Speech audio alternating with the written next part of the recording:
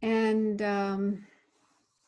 welcome to this fourth talk in a series of talks on mind training. Specifically, we're looking at a text called the 7-Point Mind Training, composed by a Tibetan master, Geshe Chekawa. And last week, we covered quite a bit of material. We started looking at one of the methods for cultivating bodhicitta. Bodhicitta is the aspiration to become a fully enlightened being, a Buddha, to be able to help all living beings. And bodhicitta is really at the heart of mind training, or Lo-jong. And so I thought to start this evening with a meditation. We could meditate on some of the points that we looked at last week, because we didn't have time to do a meditation last week. So this method for the cultivation of bodhicitta is known as the method of equalizing and exchanging self and others. Some of you probably heard this before. It's in the Lamrim. It's also in Shantideva's Guide to the Bodhisattva's Way of Life. And so this method has 5 points, 5 different steps that you reflect on, you meditate on. So last week we looked at the first 3 of the 5 points. The first one is equalizing self and others.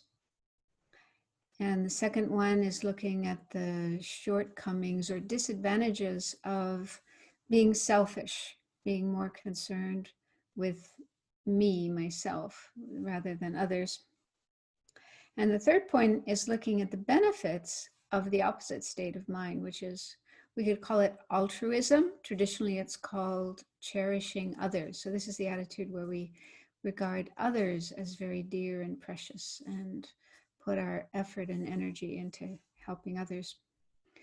So let's do a meditation on these first 3 points before we continue and go on to the 4th and 5th point, which I'll try to cover both of those tonight if we have time.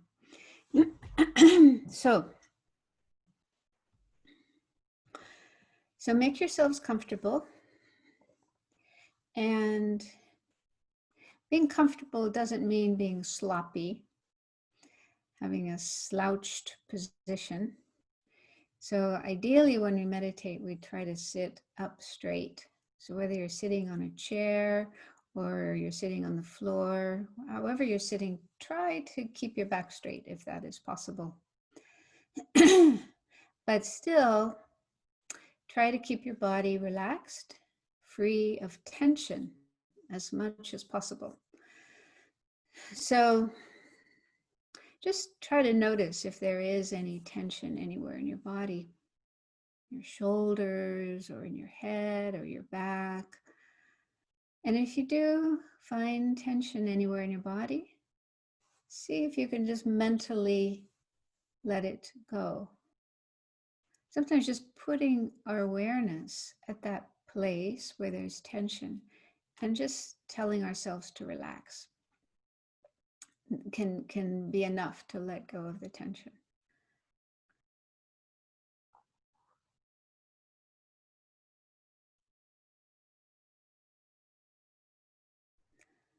Just try to have your whole body as relaxed and free of tension as possible, while still keeping your back straight.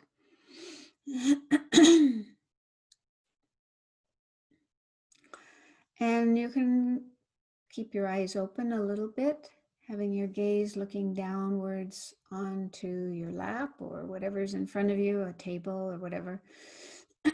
Keeping the eyes open a little bit helps to stay awake and alert, because if we close our eyes, then we might start getting sleepy, falling asleep.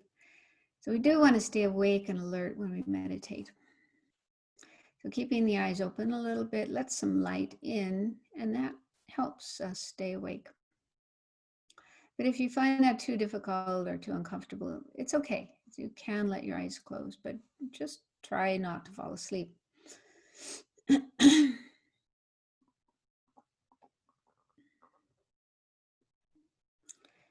And before we get into the main meditation, let's generate a positive motivation for participating in this session, doing this meditation, and then listening to the talk afterwards and asking questions and so on. So what we are doing here is looking at teachings about the path to enlightenment, the path to becoming a fully enlightened Buddha. Why we want to do that is to help others. And it makes sense to help others because they help us. Other people, other beings are the source of everything we have in our life. So this very body that we have, which enables us to enjoy our life and do all kinds of things, this came from our parents. So they brought our body into the world, took care of it when we were very small and helpless. And there were other people as well who took care of us when we were small, relatives, neighbors, babysitters. And then later we went to school and learned from our teachers so that now we have knowledge. We can read, we can write, we can talk, we can do all kinds of things, enabling us to have a job and get by in the world, do many things in the world. So this is due to our teachers who taught us. And other beings provide us with the food that we eat. We wouldn't be able to live very long if we didn't have food. So all our food comes from others, other people, other beings. Same with our clothing and our books and our phones, computers, all our electronic devices, and the place where we live, apartment or house, and all the furniture, all the things we have in our house. All of these things were made by others. They came to us from others. So without others, we would have nothing.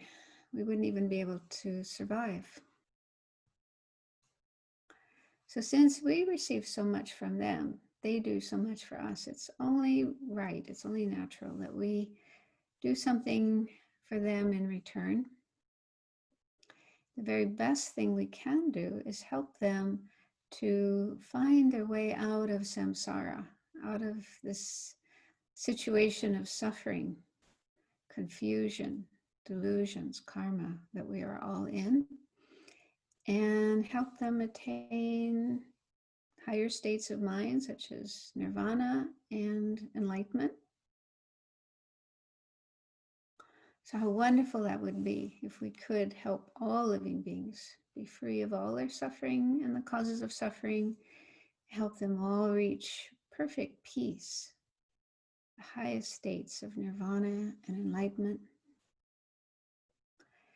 But to be able to do that, we ourselves have to become free of suffering and its causes and reach enlightenment.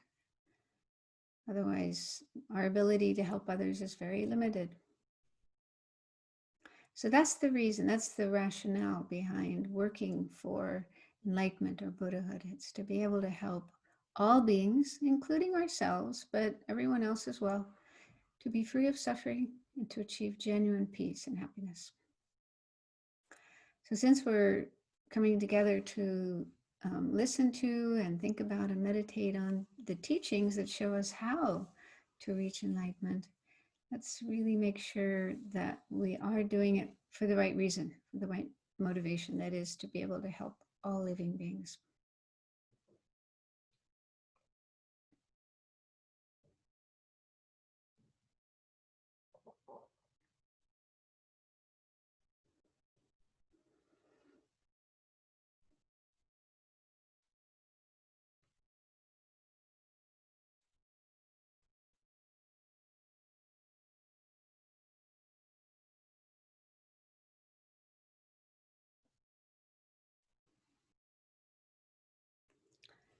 Okay, so I'm going to be talking to remind you of some of the points we looked at last week, and just do the best you can to stay focused on what I'm saying and reflect on these points and really try to generate a good understanding of them. And if anything isn't clear, if you have any questions about any of these points, you can always bring it up later.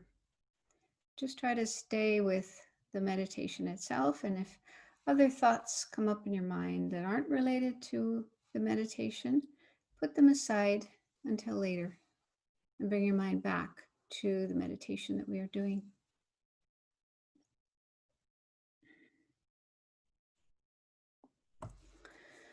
Okay, so our usual tendency when it comes to the way we see ourselves and the way we see others is that we tend to focus on the differences between us.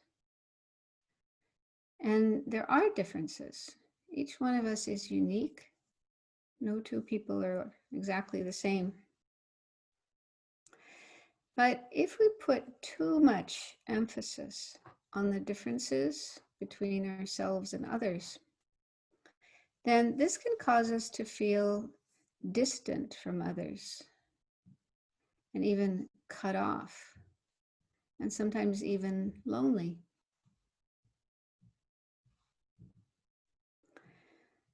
Focusing on the differences between ourselves and others can also lead to negative feelings towards certain people, like aversion, criticalness, judgmentalness, arrogance, looking down on those who we think aren't as good as us, or jealousy towards those who we think have more than we do or better than we are. And also focusing on the differences between ourselves and others can even cause us to treat others unkindly. We can do things that are hurtful to others. So here in this method for cultivating bodhicitta, we are advised to focus on the similarities between ourselves and others, the ways in which we are all the same or equal. So this is very, very helpful, very important to be able to cultivate love and compassion and bodhicitta. So one way in which we and others are the same or equal is that we all want to be happy and we all do not want to suffer. I'll just spend a few moments contemplating that. Just think, me, myself, and everyone else, all the human beings in the world and all the other kinds of beings as well. We all want to be happy and do not want to suffer.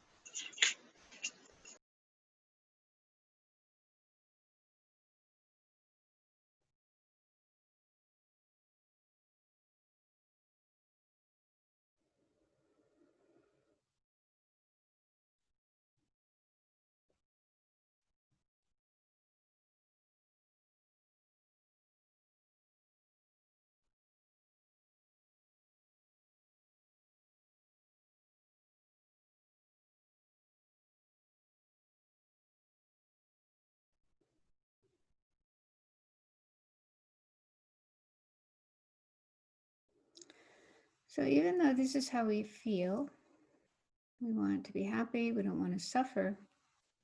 However, we have bodies and minds that do experience suffering.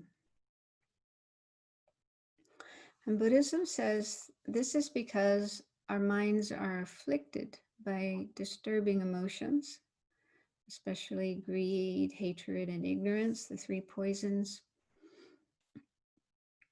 Our minds are also afflicted by karma, the seeds of our past actions that ripen and cause us to experience unwanted problems. So we and all other unenlightened beings are the same in being trapped in the prison of samsara, cyclic existence, experiencing unwanted problems and suffering again and again.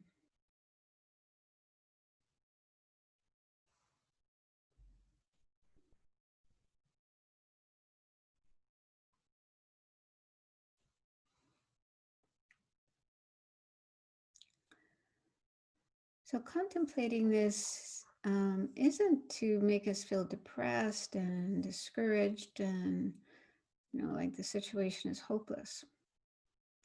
If your mind is going in that direction, that's not the right direction to go in. Contemplating this ideally should help us generate compassion, understanding that just as I want to be free of suffering, so does everyone else. May all of us be free of suffering.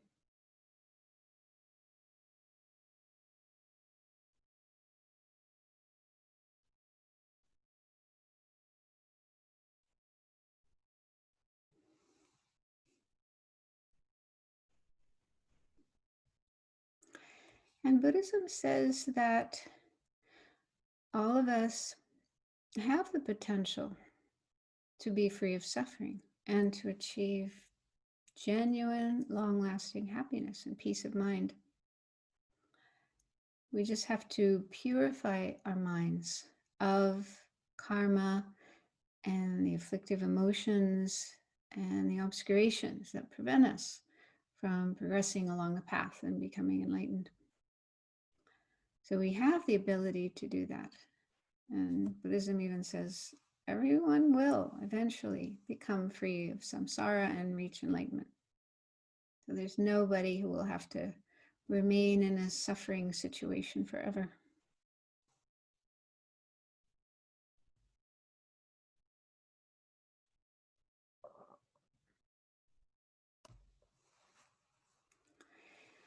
And some other things we could contemplate to understand how ourselves and others are the same or equal in terms of Western science. All human beings can trace our ancestry to the first members of the Homo sapiens family who lived in Africa many hundreds of thousands of years ago. So we're all descended from those first human beings.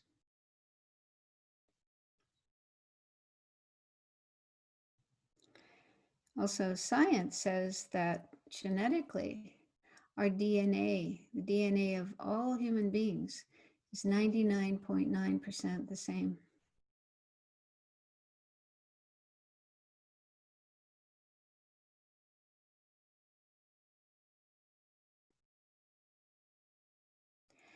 And the particles, the tiny particles of matter that make up our bodies, all came from the same source, the Big Bang.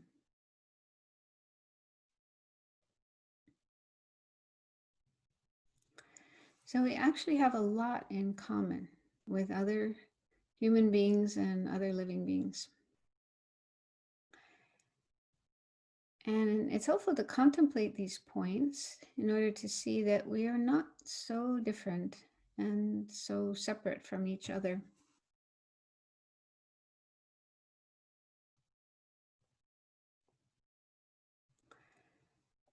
And if we think further about this, we can start to see that it doesn't make sense to have the feeling that I, this one person who I am, is more important than everyone else. Why should we be more important than everyone else? Why should we only take care of myself, this one person who I am? Be concerned about my needs, my wishes, my happiness.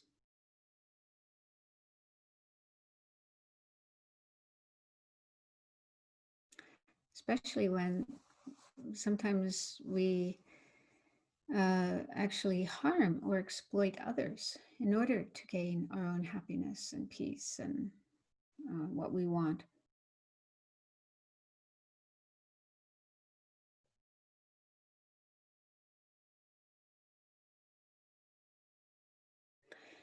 And it's also helpful to see that this kind of attitude and this way of behaving, being self-centered, only caring about ourselves, doesn't really make us happy.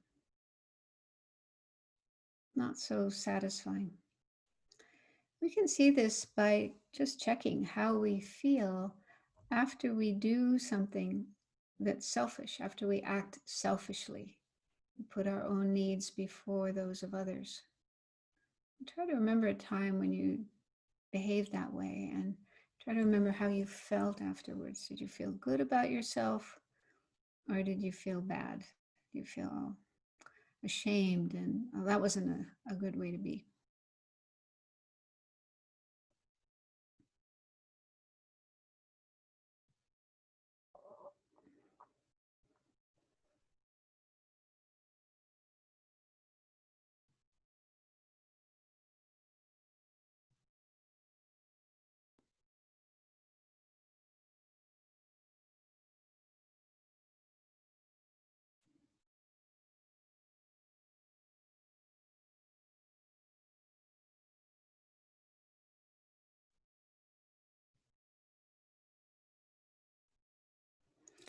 And then bring to mind an experience where you acted unselfishly. For example, you saw somebody who was in need and you went out of your way to help that person. So try to remember that kind of situation and check how you felt about it afterwards.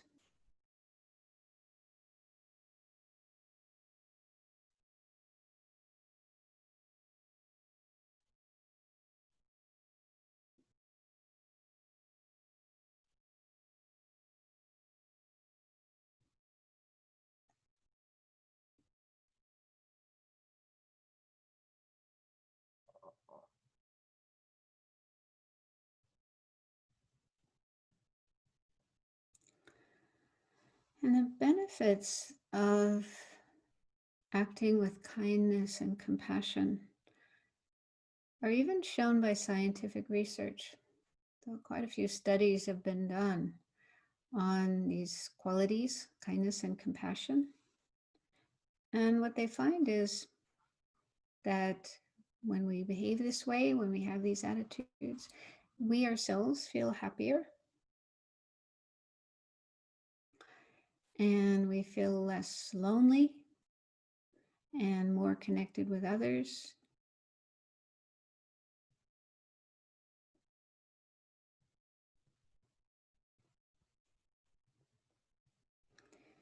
And we feel more useful. We have a greater sense of purpose and meaning in life.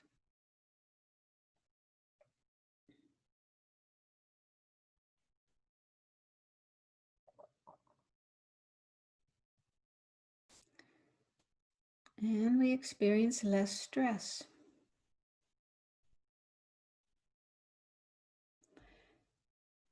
And being less stressed helps us to be healthier and have a longer life.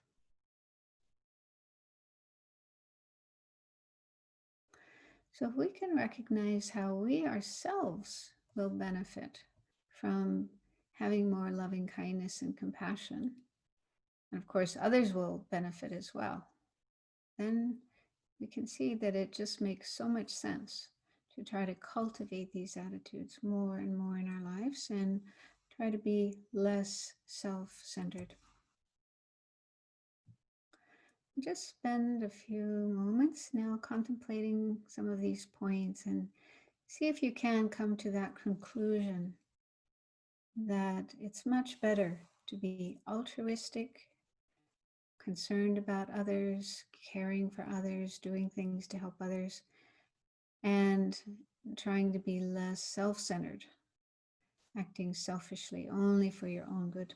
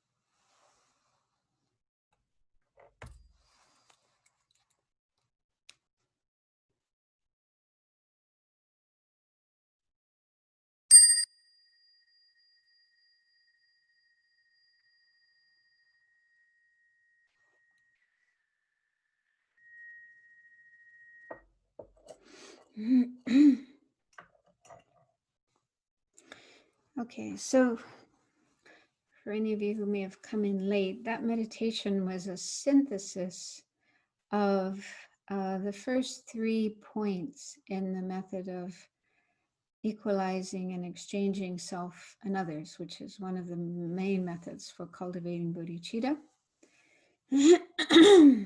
And so after contemplating those 3 points, equalizing oneself and others, and then the shortcomings of being self-centered and the advantages or benefits of being other-centered, other-focused, more compassionate, more altruistic. So then ideally we come to the conclusion that we want to make a change in our mind. We want to have less selfishness and more altruism, more concern for others. And so that is actually the 4th point in this 5-point practice. The 4th point is called exchanging oneself and others. And so what that actually means is we're changing our attitude, we're changing our focus away from being self-centered, me-centered, I am more important than everybody else, and being more focused on others. So this isn't something that we can do just immediately. Sorry, overnight. It's something that takes time to change because of habit, familiarity, our habitual way of thinking and feeling and doing things is to be self-centered. And this is how everybody is. It's not necessary to feel ashamed about that. It's just a normal human way of being. So because we've been doing it for so long, it's so habitual, then we can't just stop that habit right away. But slowly, with effort, with time, with energy, we can bring about a change. So sometimes, people, when they hear about this, they may think, oh, I am so selfish. I'm just totally, into myself, and I have so little love and kindness and compassion. So I don't think it's possible for me to change. So this isn't correct. This isn't right to think that way. Everybody can change. Buddhism says, and I think it's true, that we all have within us these qualities of love and kindness and compassion, the ability to care for others.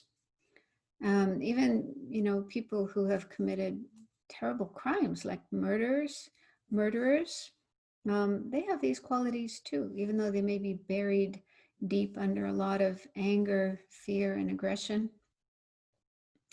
There's a wonderful story. I read an article about this in a Buddhist magazine. True story. A young man here in America whose name is Arno Michaelis. And when he was in school, he started being a bullying other kids. And he said he really enjoyed that. He really got a lot out of being a bully and getting other kids to be scared of him. And then when he got older, as a teenager, he became a white supremacist neo-Nazi. He was in a gang, and his gang used to fight with other gangs. So he was really into nasty, violent stuff. And he also started a music group, and they played songs. They made music which had lyrics inciting racism and hatred and violence and so forth. So he was really, that was his whole life. He was completely into that. But then when he got a little older, in his 20s, as a result of some experiences he had, for example, even some of the people that he hated, like Black people and Jews, would sometimes treat him with kindness. They showed him kindness, and that was just like so shocking for him to receive that. And then he became a father. He had a child, and he started worrying what would happen to his daughter, his little girl, if he continued with what he was doing. He might get killed in a gang war, or he might end up in prison. And he thought, well, that would be really bad for this little girl, for my child. So he started changing his ways and calming down and behaving in a better way. And then when his daughter got older, he found, one day he found that she was reading books by the Dalai Lama. So then he got interested as well, started reading books by the Dalai Lama. And that's how he got into Buddhism. And he eventually, joined a Buddhist group, started meditating, and even got involved in various activities, various projects to try to bring together people of different ethnic groups, ethnic backgrounds, religions. So he changed totally, like 180 degrees. He went from being a really angry, hateful, violent person to a very loving, caring, helpful person. And he wrote a book called From Hate to Love, about this amazing change that happened to him. So if someone like him can change, so can we. Yeah, it's very inspiring to hear stories like that. Yeah, wow, it is possible to change. So it does take time and effort. And we also need confidence. We need,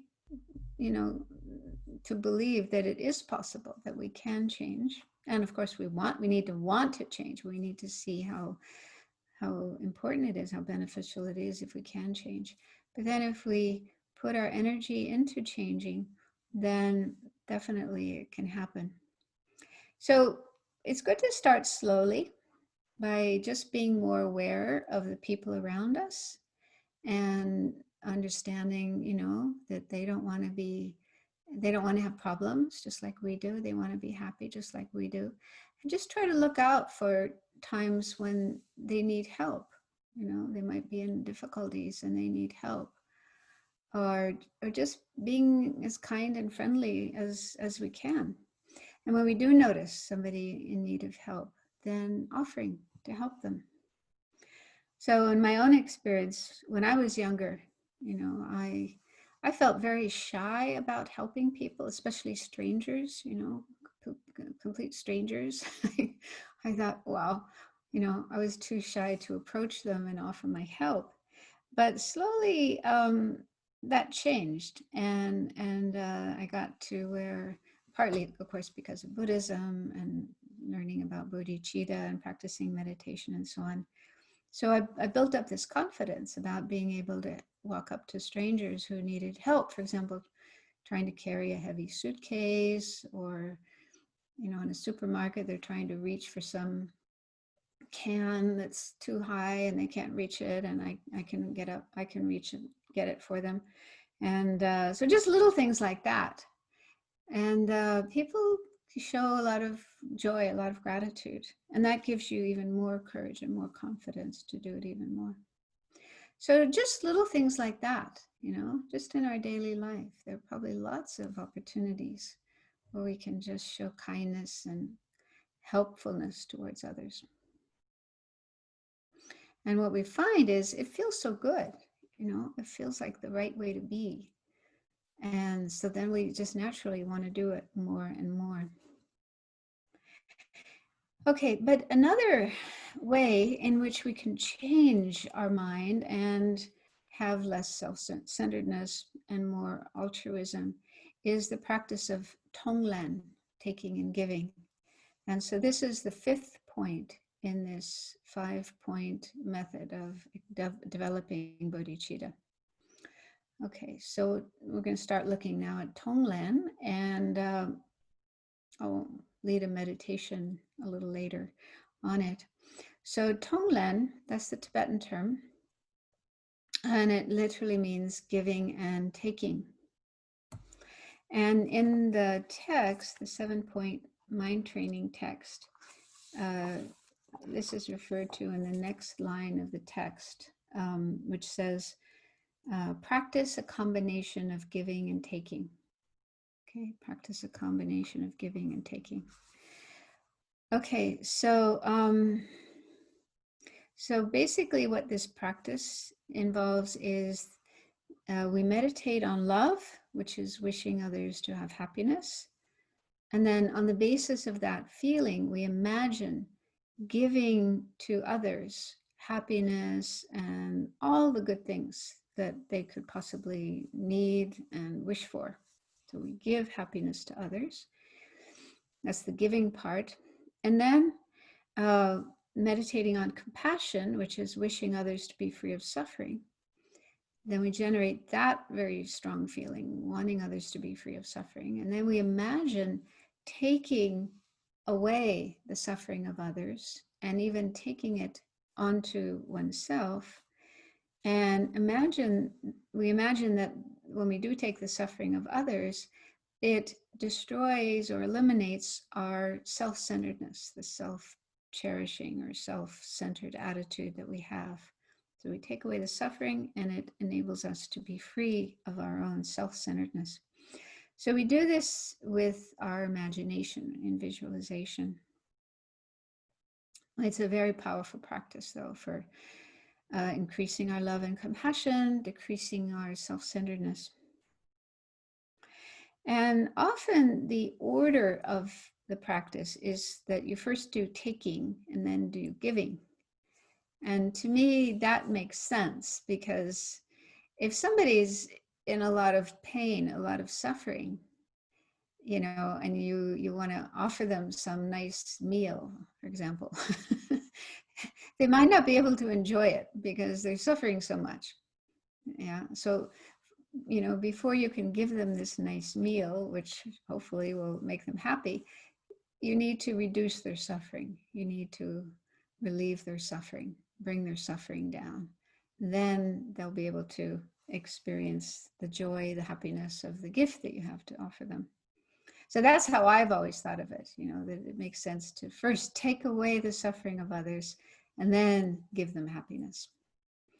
But here in this text, the 7-point mind training, the root text, as well as the commentary, mind training like the rays of the sun, it's the other way around. You start with giving and then taking.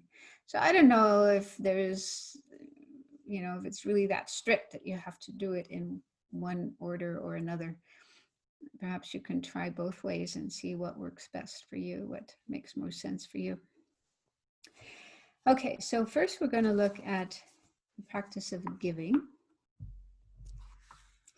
And it's helpful to understand the benefits of this, the benefits of giving. So there's a quotation in the book, Mind Training Like the Rays of the Sun. This is from a sutra called the King of Meditative Stabilization Sutra. The Sanskrit is the Samadhi Raja Sutra. So it says, were we to make as many infinitely huge offerings as the millions and billions of realms in the universe, and were to offer them forever to the supreme beings, it would not compare with a fraction of the mind of love. So in other words, the Buddha has said that the merit created through love is far greater than the merit we create from constantly making offering really, really nice, beautiful, valuable offerings to all the Buddhas all over the universe. That's pretty powerful, right? And it makes sense because the Buddhas have love for all sentient beings. They look on all sentient beings just like a mother, a very loving mother or father looks upon their children.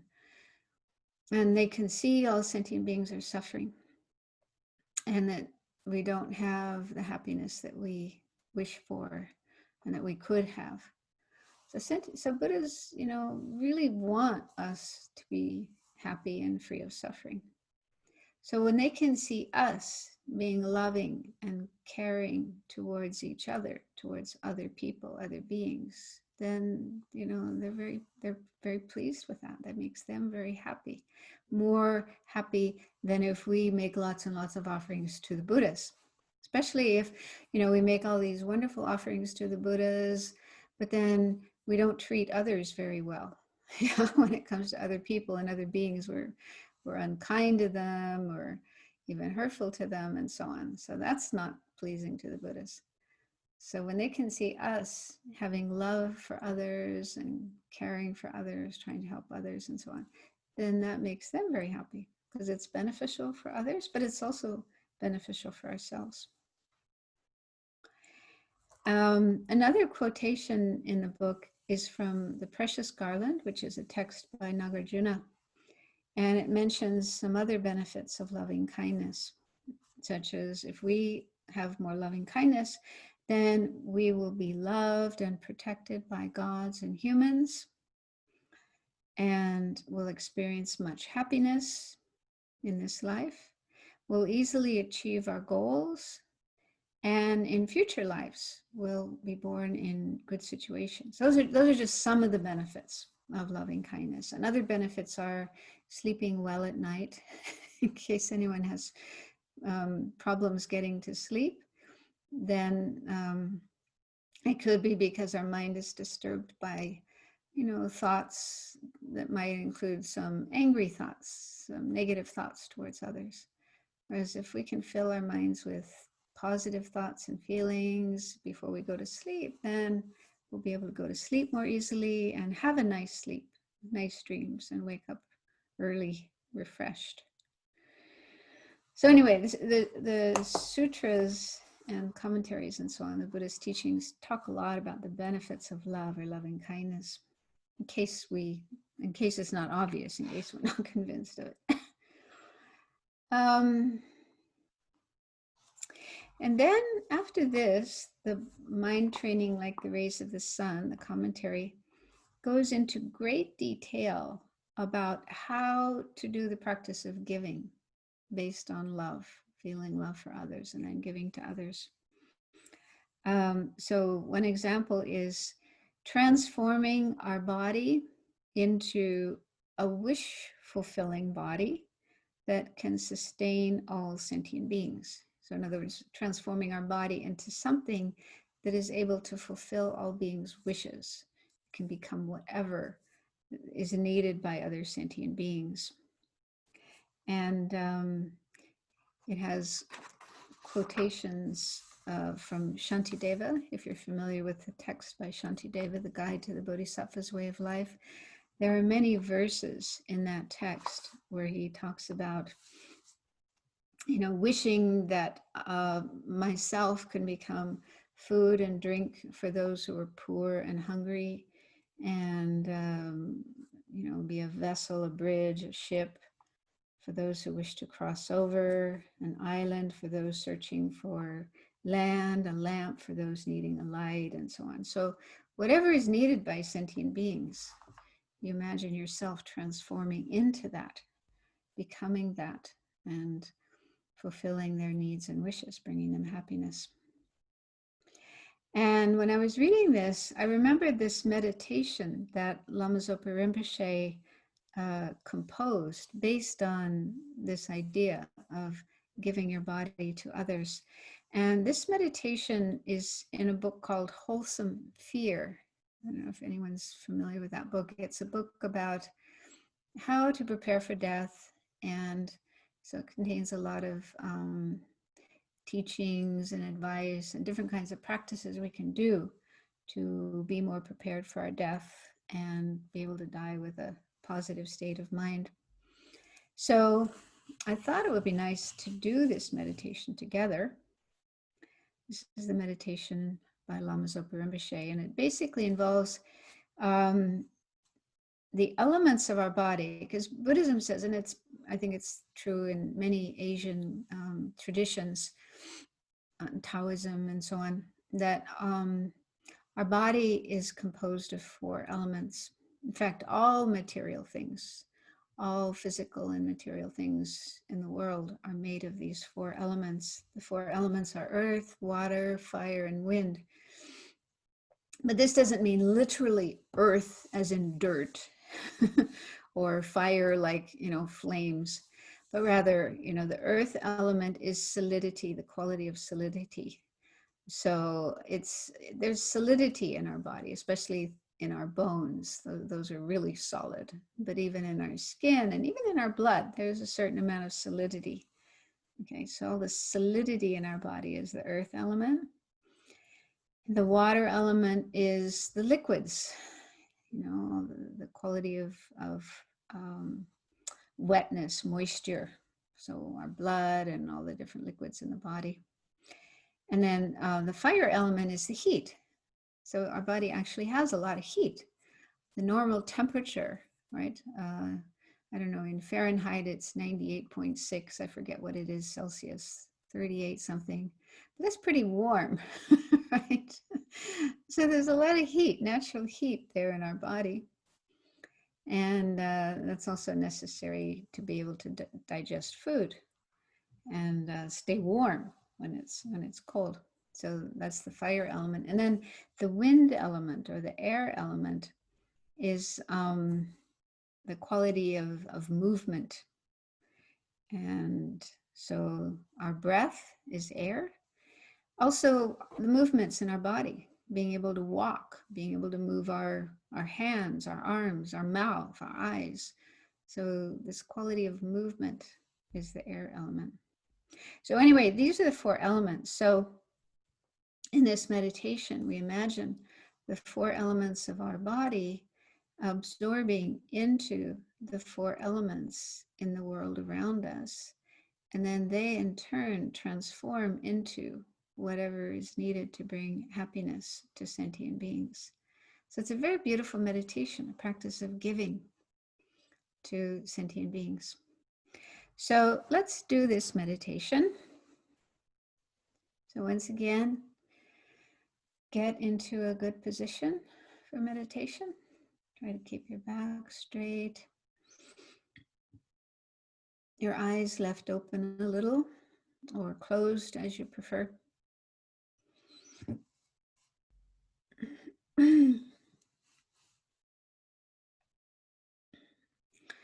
If there are any thoughts in your mind that are not related to the meditation, put them aside for now.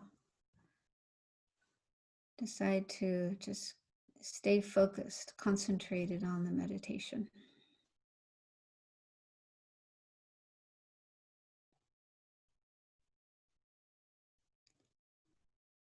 And let's start by generating a feeling of love, loving kindness. For example, when we recite the prayer of the four measurable thoughts, the first line expresses loving kindness. May all sentient beings have happiness and the causes of happiness.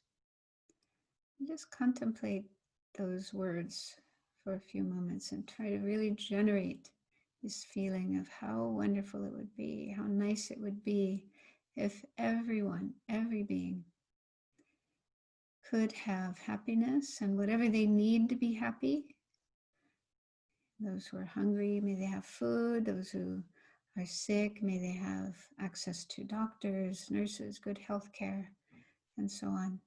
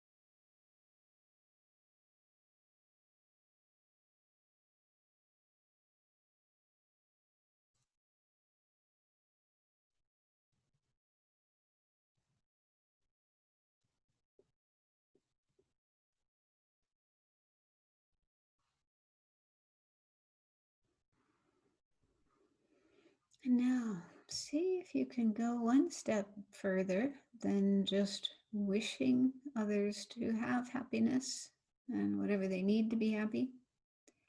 See if you can feel how nice it would be if I could give them my own body and have it transform into whatever they need to be happy. So may I share my body with others, fulfilling their needs, fulfilling their wishes.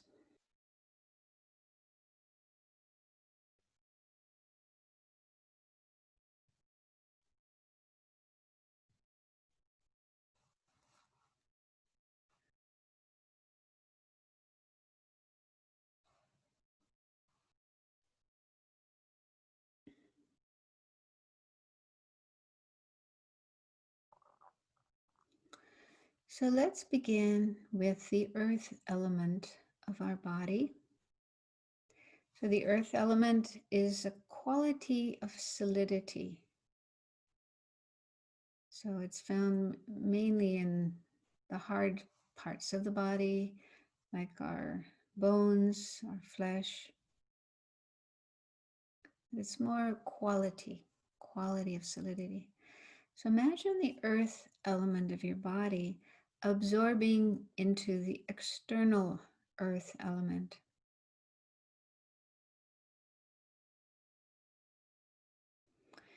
So it says, imagine your body becomes the stable earth and is used by all the beings in whatever way they wish for their survival and happiness. Imagine your body transforming into the earth, Mother Earth, planet Earth.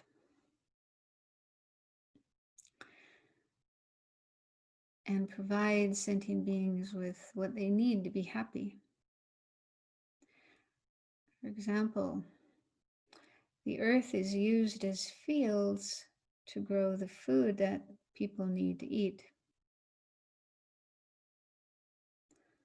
So your body transforms into all the fields everywhere where people grow different crops, grains and fruits and vegetables to provide people with delicious foods, healthy food that they need to stay alive.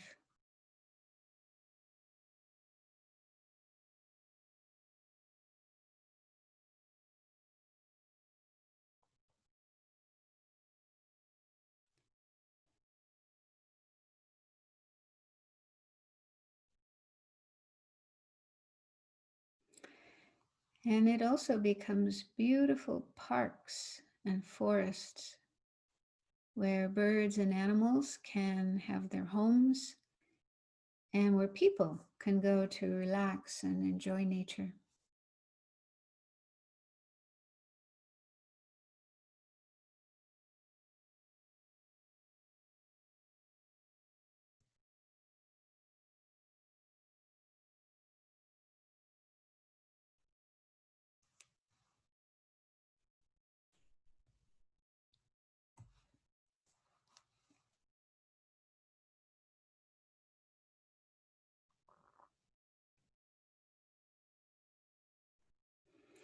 And it becomes the source for precious jewels, gold and silver, which people can make into jewelry and other beautiful things that they enjoy.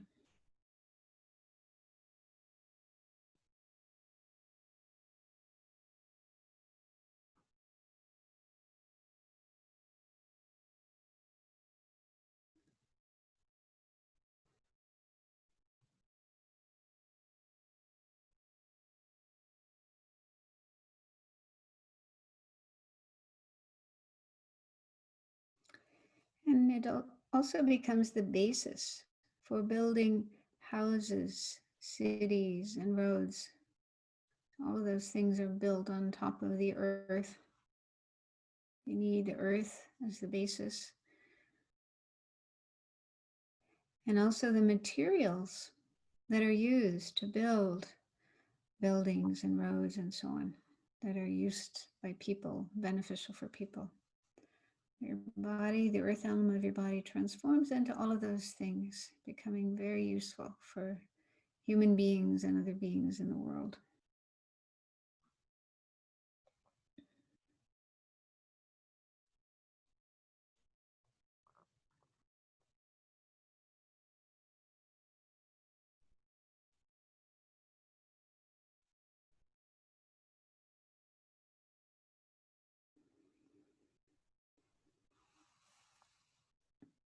And then he says your eyes, your two eyes, transform into the sun and the moon that provide light and warmth for all beings.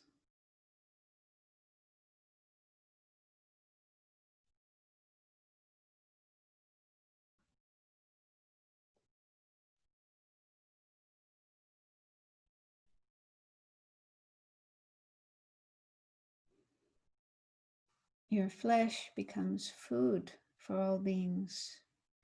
Fruits and vegetables, bread, cheese, pizza, whatever is enjoyed by different kinds of people.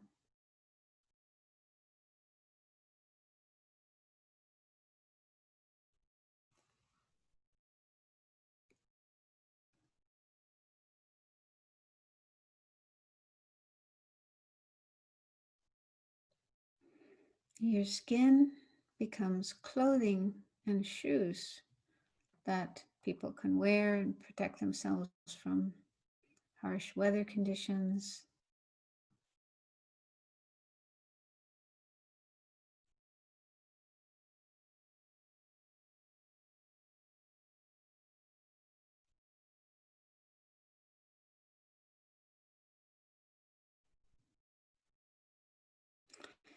So imagine all the people and all the beings enjoying these things that you have given to them with loving kindness, that have been transformed from the earth element of your body.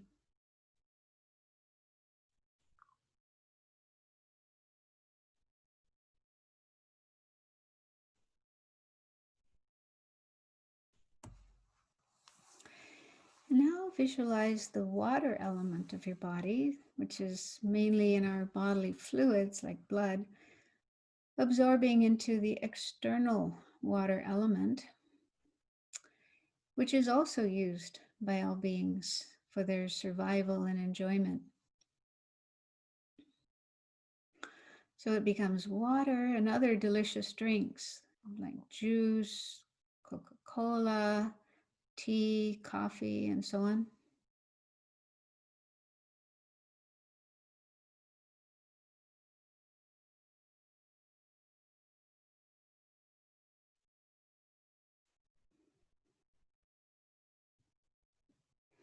It also becomes water that people use to irrigate their fields, nourish their thirsty animals, wash their clothes, make fountains and swimming pools where they can enjoy water sports.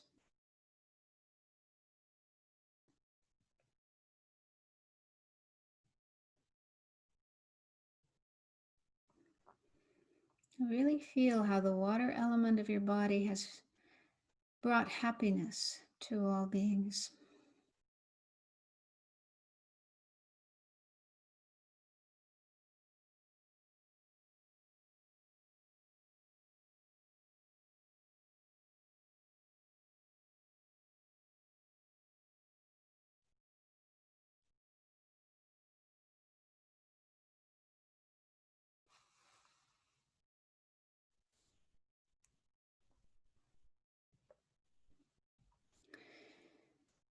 Now, imagine that the fire element of your body absorbs into the external fire element. So again, that's the heat in our body. So that absorbs into external heat and brings happiness to all beings.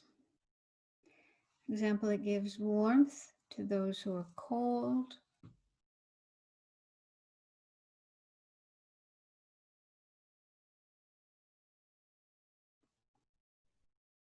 It provides energy they use to cook their food.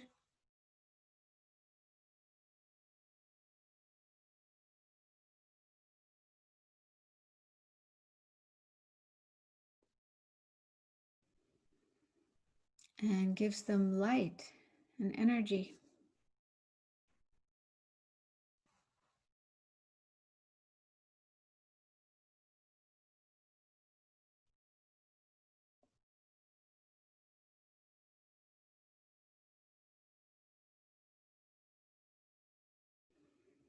To really feel that the fire element of your body has brought happiness to all beings.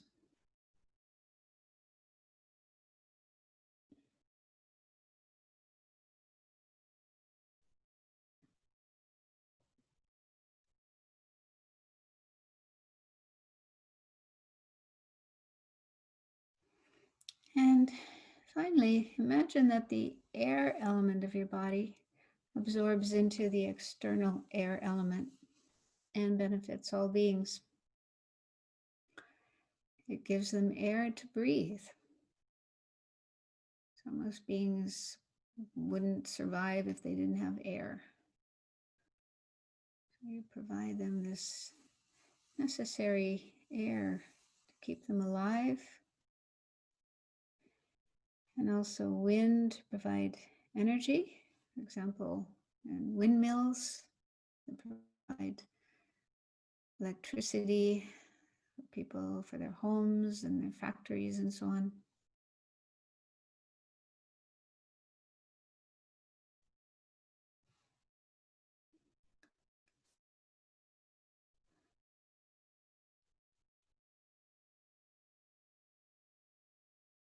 The air element also enables movement, the ability to walk, run, do sports, and so on.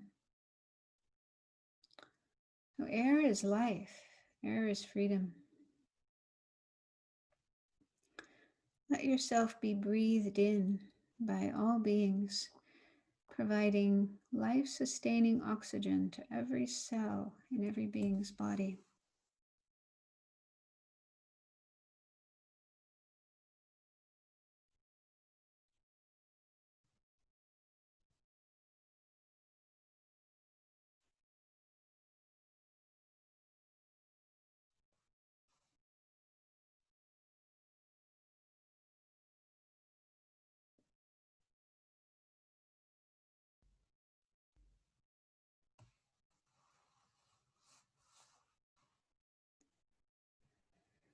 And now generate compassion for all living beings, feeling how wonderful it would be if they could all be free of suffering, problems, all bad experiences, and the causes of all suffering, especially negative karma and afflictive emotions.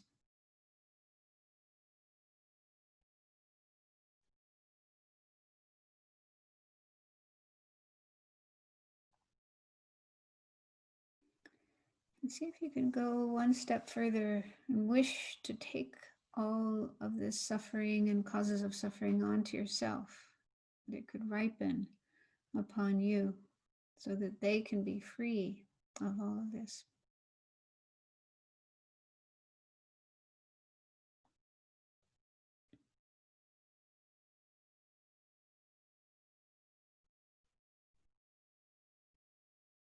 And imagine all of that suffering and causes of suffering absorbing into your self-centered attitude. You're grasping at I, grasping at ego, grasping at mine, those attitudes in your mind. So all that suffering and its causes absorb into these attitudes in your mind. And imagine they dissolve and disappear completely into emptiness.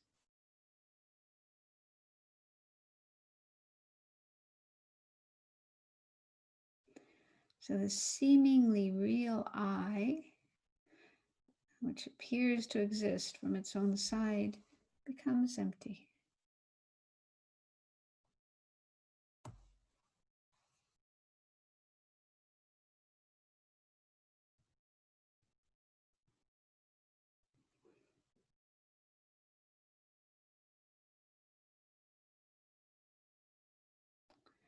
All that remains is the merely imputed I.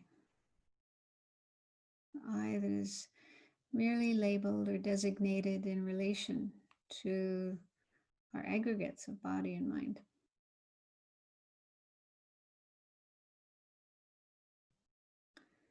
So this merely labeled I now dedicates all your merit and all your happiness to all beings.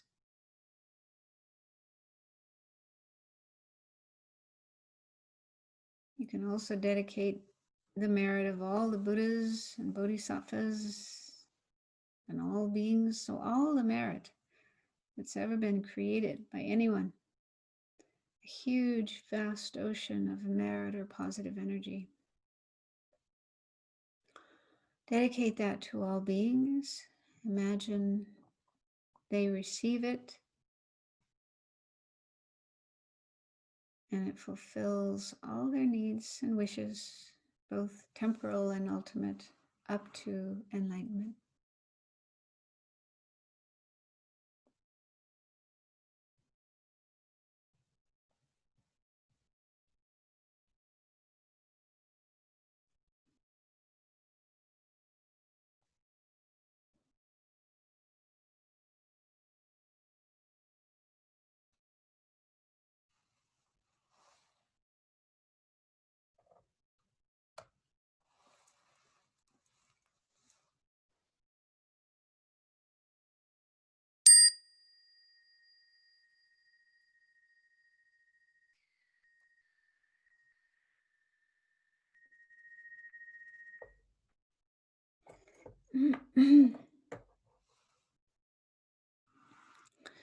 So that's one way of doing the giving practice.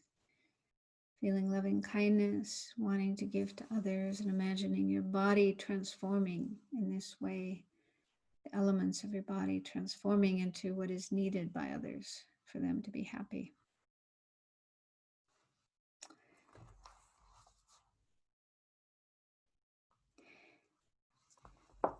And then the mind training, like the rays of the sun, goes on to talk about another kind of giving where you give away your possessions. So whatever you own, your house, car, all your belongings, it doesn't mean literally giving them all away, but mentally in your mind, you imagine, you visualize all of your possessions. And again, these transform into what is needed by sentient beings, food for those who are hungry and so on. And imagine they all are satisfied, they get what they need, they're all satisfied, happy. And then it says it's good to imagine they also gain not just temporal happiness and satisfaction, but then their minds transform, they follow the Dharma, they gain all the realizations of the path, and finally reach enlightenment, attain the Dharmakaya. So that's actually the best giving, is to imagine you're helping sentient beings to get beyond suffering, attain all the realizations of the path, and finally reach Buddhahood or enlightenment.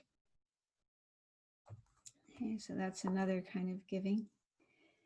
And then a third practice of giving is giving virtues, giving our virtues or merit, our positive energy. And so it says we can give the virtues we have created in the past and also the present and even in the future.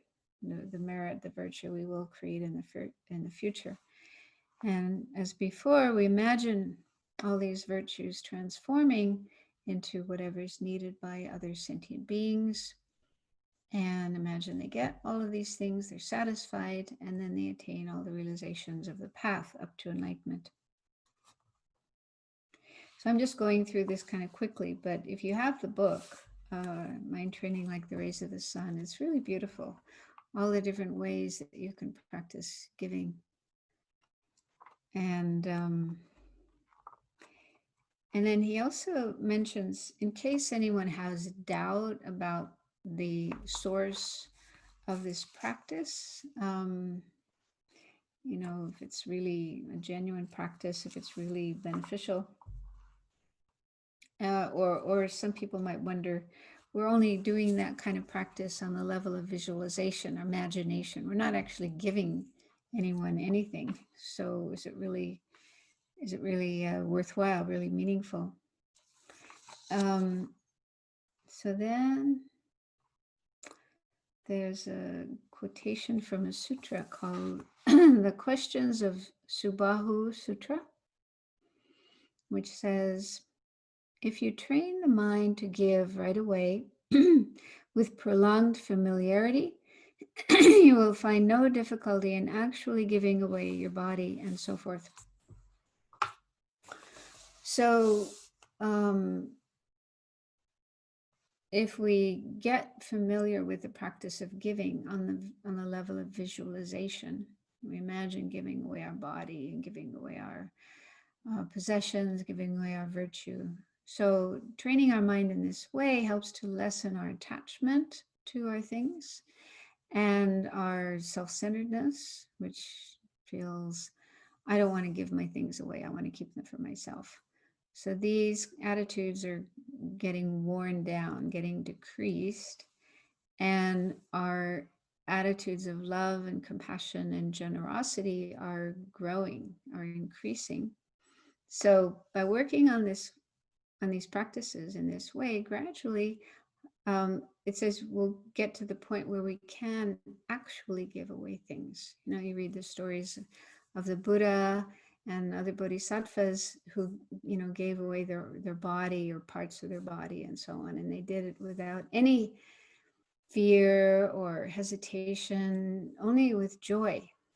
So it's hard for us to imagine that. But they were once ordinary people like us. But gradually they trained their mind, worked on their mind, worked on decreasing their selfishness and their attachment and so on, and increased their love and compassion. They brought their mind to that point where they were able to actually give in those ways. And so it's like a practice for training our mind in these positive qualities. And also it's a practice whereby we create a great deal of merit, positive energy. And that helps us progress along the path. We need to create merit, lots of merit, to be able to move along the path and eventually reach enlightenment. It also increases our love and our compassion and so on and so on.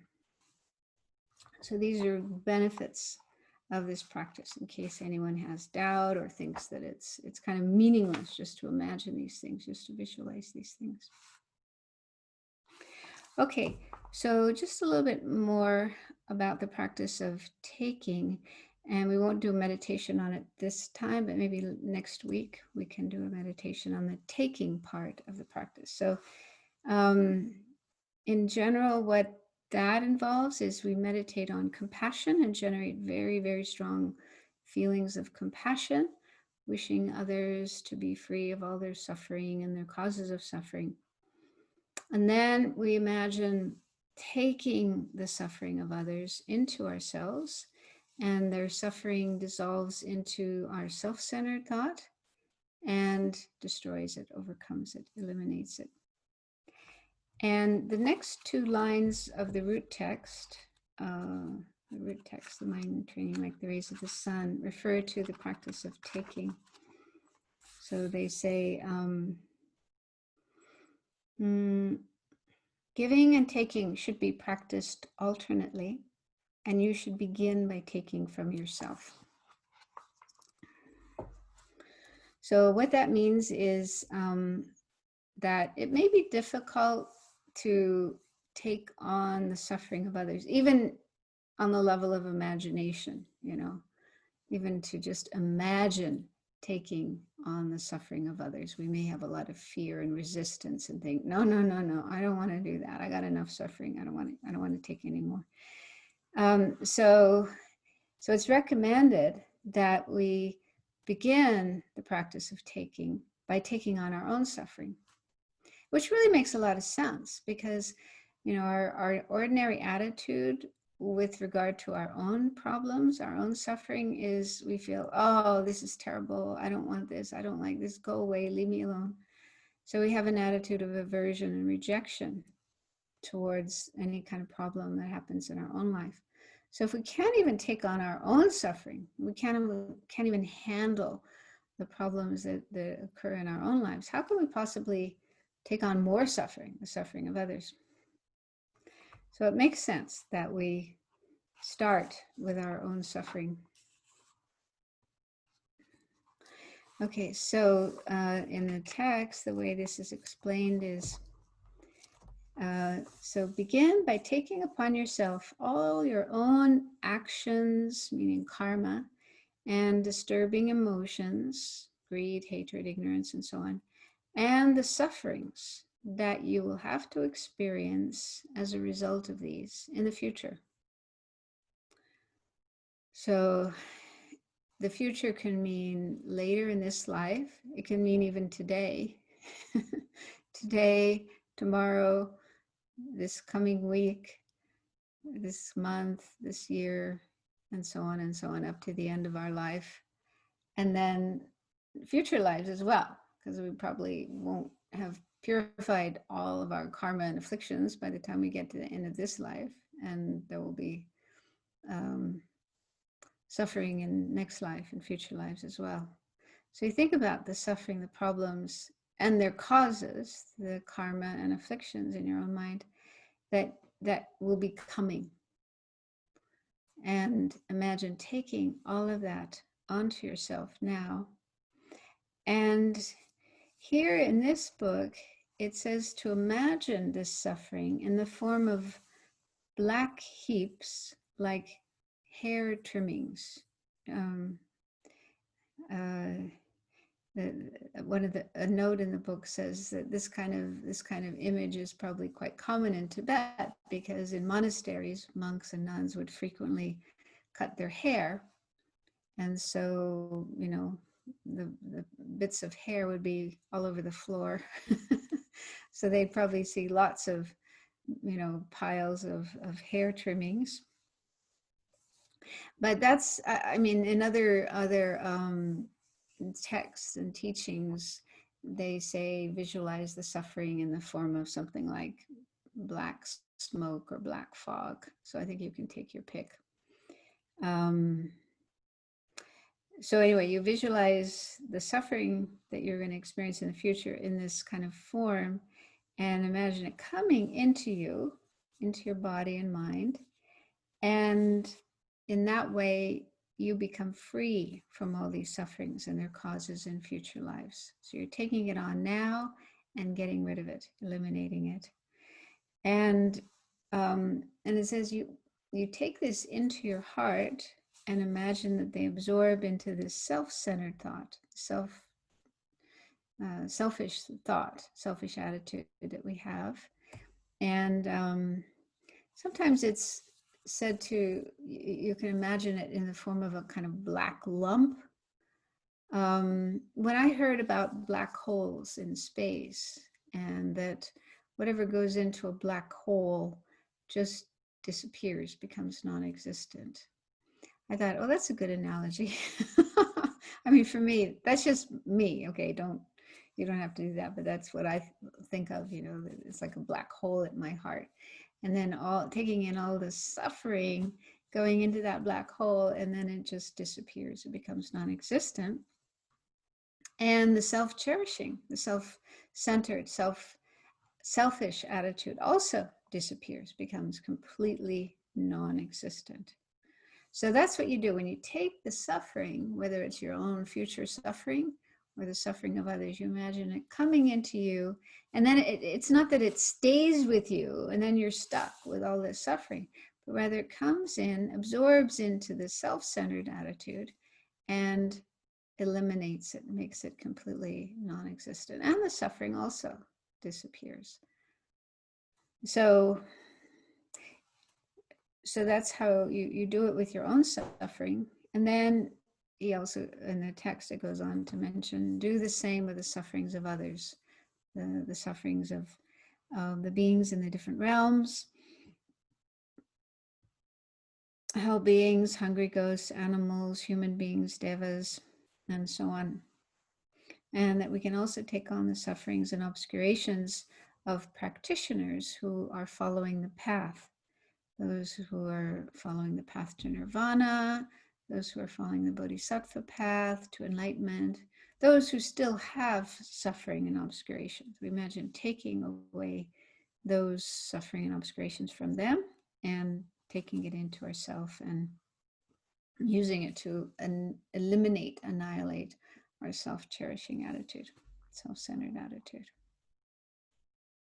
Okay, so that's just a little bit about the practice of taking.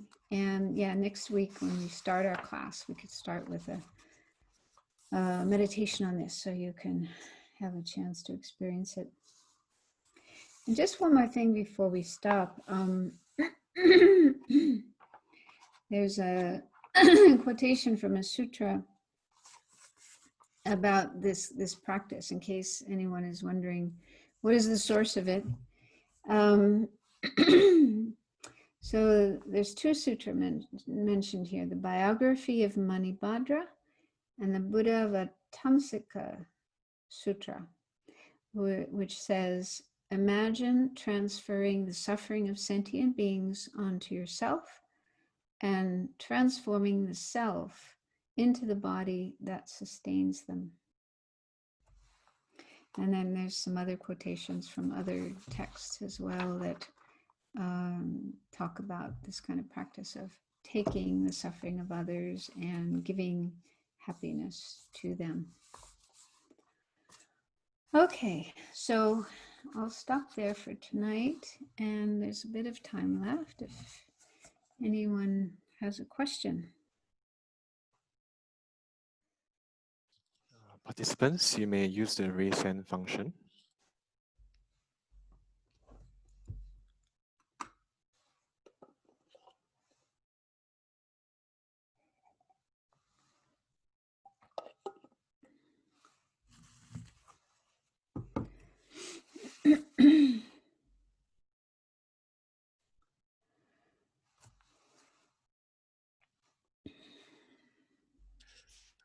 Venerable, we have a question from Faye.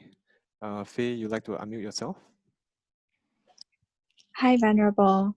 I just wanted to share my experience when I was doing the meditation that you guided. So in the process of, giving, whether it's like water or gold, aluminium, some thoughts would arise like, oh, but are they going to use this gold in a nice way, like for good purposes or bad purposes? Or are they going, like, kind of just questioning what their intentions would be in taking this? I guess I'm still far away from generating bodhicitta, but I'm wondering, like, does this, like, how can I guess, change or not mold that to something more joyful? What advice do you have on that? Well, I mean, in a way, it is a realistic thought, because there's certainly plenty of people who misuse wealth, and yeah, so that certainly can happen. But I think since we're just doing this on the level of meditation, we can make it whatever we want.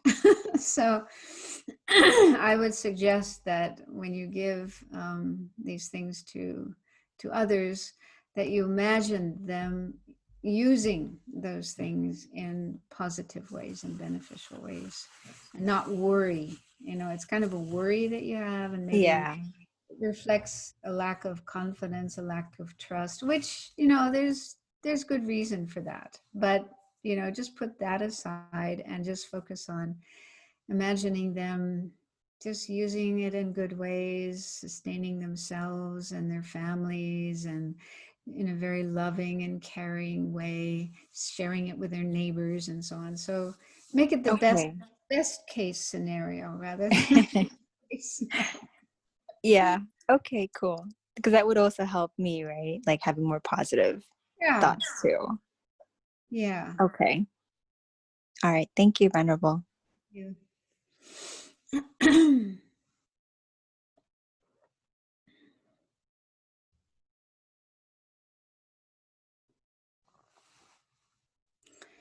Yeah, I was just thinking that it's helpful to be aware that the media, you know, news, usually focuses on the bad stuff. You know, when you listen to the news or read newspapers and so on, there's all these stories of corruption and crime and harmfulness, you know, murders and so on and so forth. So it's easy to get the picture that, wow, the world is just so full of bad people doing bad things, and get a very distorted, lopsided view of the world and what's going on in the world. And I really think most people in the world aren't doing horrible things. Most people in the world are just living their lives, trying to take care of themselves and their children, their parents, their friends, or you know, doing good things, and acting kindly, acting ethically. I mean, of course, everyone makes mistakes. Nobody's completely perfect, but I just think there's a lot more kindness and compassion and goodness in the world than there is evil or harm and negativity and so on. But because the news focuses on the bad stuff, then that's what we mainly hear about. But if you just think about, like, your neighbors, you know, the people in your neighborhood, the people in your circle of friends and family and so on, and how many of them are committing murders? How many of them are doing really awful things, harmful things? Probably very few. And I think that's why it's newsworthy. That's why they put it in the news, because it's so, wow, it's so unusual, relatively unusual for human beings to do such awful things. You know, people don't want to hear all the good news because it's kind of normal, boring. People like the sensational stuff.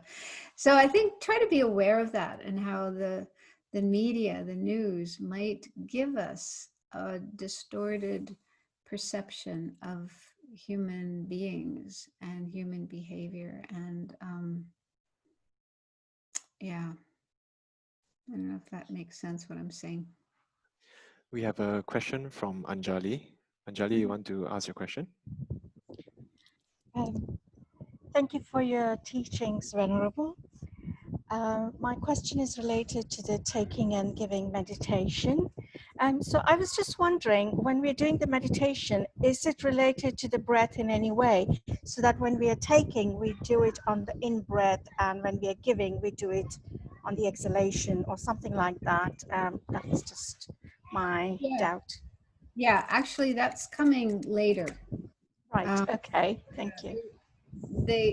There is a way of doing taking and giving coordinated with the breath. When you're breathing in, right, you're taking in suffering, and when you're breathing out, you're sending out, you know, whatever is needed by others. But okay. I think that's a later step. Initially, it's good to just get used to doing the practice, you know, through visualization, through imagination. And then when we're more familiar with it, we're more adept at the practice, then we can do it with the breathing. As they say, there's some practitioners who've been doing this practice a lot for a long period of time, and they're able to do it just with every breath. So yeah, eventually you can get to that point, but Right. I don't think I'm there yet. So well, also next week we'll talk about that, because it's mentioned in the text itself about coordinating it with the breath. okay, thank you very much. So be patient. Yes, thank you.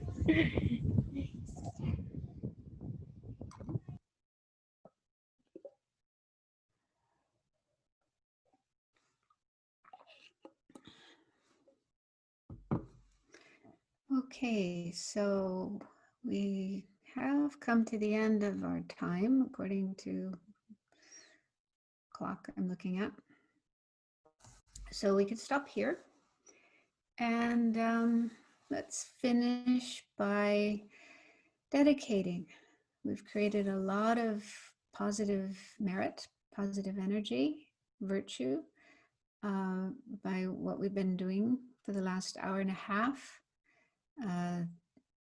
meditating on and learning about and trying to cultivate these positive qualities of love, kindness, compassion, bodhicitta, and doing Tonglen. So these are really, really wonderful, powerful practices that create a lot of merit, a lot of virtue. So just in this hour and a half, we've created a huge amount of merit, especially because we started with the motivation of bodhicitta, wanting to reach enlightenment to help all living beings. So let's make sure that the merit we created does go to that goal. So just remember the motivation you had at the beginning, and now at the end of our session, mentally dedicate this virtue, this positive energy, that it will become the cause for all of us to reach enlightenment, to become Buddhas, and then be able to help all other beings reach enlightenment as well.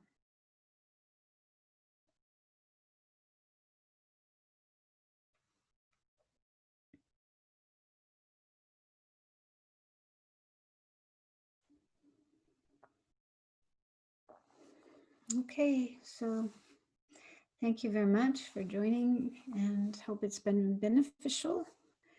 And see you next week. Thank you so much, Venerable. Thank you. Good night. Or good morning. Have a good day in Singapore. Bye-bye.